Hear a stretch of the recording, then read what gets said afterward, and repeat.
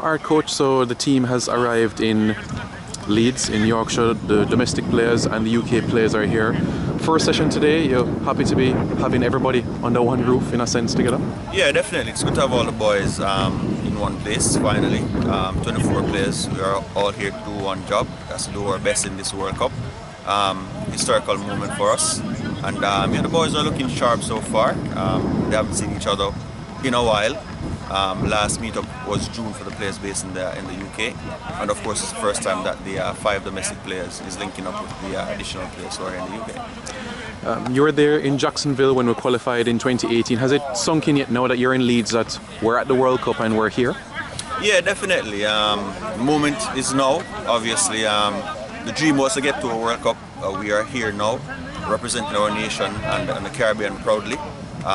We hope this is the first of many more to come. There's France 2025, and I mean, just looking at the players I have right now, I see a lot of youth in the team, a lot of guys who will be there for us come qualifiers next year if needs be, or if we win our games, win at least 2 games and get to the quarterfinals. I see a lot of young faces who will be there ready to go for France. So yeah, definitely happy with where we are right now. And in terms of the domestic boys that made it through, how much of what valuable experience this is to be rubbing shoulders with professionals in the game that play Super League, Championship, etc. Yeah, I mean, it's always good if you're an amateur player and you get in an environment where it's a professional environment. There's lots that the boys will learn, but there's also lots that they will bring to the table as well. The domestic players, you know, we have a lot of heart, a lot of grit, a lot of hardness. You know, playing in very difficult situations in Jamaica. We have no rugby field, so you know, grounds are pretty hard. They're not irrigated. I mean, look at the ground here; it's pretty nice. So I'm sure the boys will be enjoying, you know, getting a hit out on these type of surfaces. So yeah, I mean, they're going to enjoy it. They're fit right in. I'm just watching them right now, and they're on the same pace as the UK professionals. So I love what I'm seeing right now. And as you know, there will be a warm-up game before the World Cup. I'm sure that will be nice to fine-tune preparations ahead of the tournament proper itself.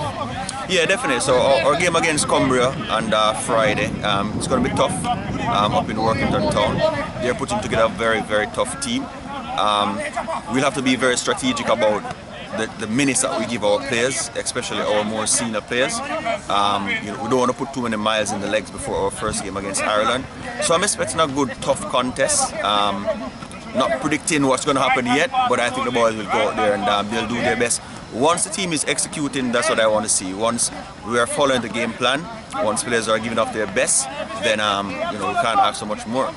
Yeah, and Coach, you've told the Jamaican public as well that, and you're reliable, that you said you're going to bring 5, 6 domestic-based players here. They are here. Can you say perhaps 1 or 2 will take the field against Ireland? You know, at least minimum come that opening game. Well, so the commitment has always been, you know, one team, one dream, whether you're an amateur in Jamaica or a professional in the UK. Yes, we said we'd have domestic players, of course. They're Jamaicans, they're part of the team, they're here.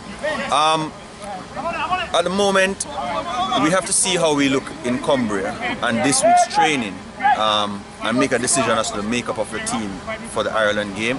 Ideally, you want to put the best team out. If the best team out includes 1 or 2 domestic players, then I think that's where we want to be.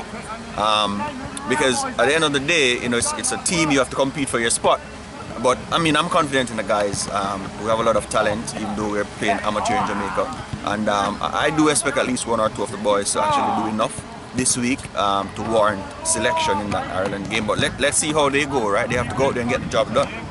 And finally, Coach, what do you want the legacy of this tournament to be? Is it getting a field on the island, more kids to take up the sport locally? What do you hope to achieve after this tournament is done? Yeah, definitely. It's multi-tiered, and the 2 things you've hit, that's just a hammer hitting the nail on the head. I mean, you know, we want Rugby League in Jamaica to get a certain level of support and recognition. We're not asking for much. I mean, there's no rugby pitch period in Jamaica, whether Rugby League or Rugby Union. Rugby Union 7s have been to 2 World Cups, 2 Commonwealth Games. Rugby League, we're now in the World Cup proper. 1 month away in England, facing the best in the world, best team in the world, New Zealand, top 10 Ireland, Lebanon. I mean, we definitely need to see some progress on the island in terms of attention being given to so-called minor sports, because at the end of the day, I mean, the type of pathway and doors that we're opening, the things we're doing for our country, I mean, we deserve to see some type of attention given to these sports. We have 500 million football fields and 0 rugby fields. I mean, we can't continue like this.